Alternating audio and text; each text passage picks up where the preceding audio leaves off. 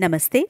Welcome to my channel Gayatri Pavan speaks. ఒకానొక రాజ్యంలోని సైనికులు వారి శత్రురాజ్యంలోని యువరాజును బంధించి మహారాజు గారి ముందు నిలబెట్టారు. ఎలాగైనా తనకు ప్రాణభిక్ష పెట్టమని వేడుకున్నాడు ఆ యువరాజు. మహారాజు కొంచెం ఆలోచించి, నీకు నేనొక పనిని చెప్తాను.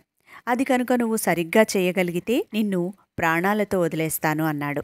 ఒక పాత్ర నిండా నీళ్లుంటాయి. ఆ పాత్రను మోస్తూ నువ్వు గమ్యాన్ని చేరుకోవాలి. గమ్యాన్ని చేరే సమయంలో ఒక్క చుక్క నీరు కూడా కింద పడకూడదు.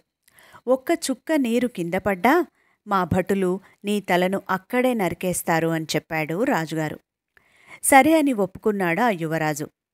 ఆ పరీక్షను చూడడానికి వేలాది మంది ప్రజలు హాజరయ్యారు. సమయం వచ్చింది. అతడి చేతిలో ఆ నీళ్ల పాత్రను పెట్టారు.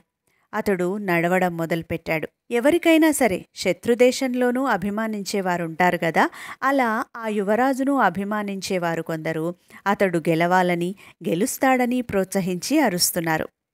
అతడు ఓడిపోవాలని మరికొందరు అరుస్తున్నారు. నీటి చుక్క జారితే నరికేయాలని అతడిని గమనిస్తున్నారు భటులు. ఎంతో జాగ్రత్తగా ఆ యువరాజు ఆ పోటీ పరీక్షలో నెగ్గాడు. మహారాజు అతడిని పిలిచి అభినందించి ఒక మాట చెప్పాడు. ఇక్కడ కొంతమంది నిన్ను ప్రోత్సహించిన వారున్నారు. వారిని గుర్తించి నువ్వు కృతజ్ఞత చెప్పొచ్చు.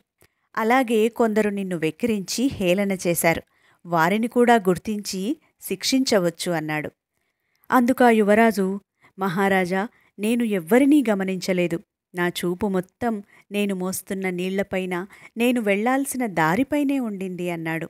యువరాజు యొక్క ఏకాగ్రత మహారాజును ముగ్ధుణ్ణి చేసింది.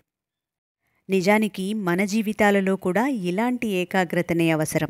మనం చేరాల్సిన గమ్యాన్ని తలుచుకుంటూ ఏకాగ్రతతో ముందుకు వెళితే విజయం సాధించడం సులభమే.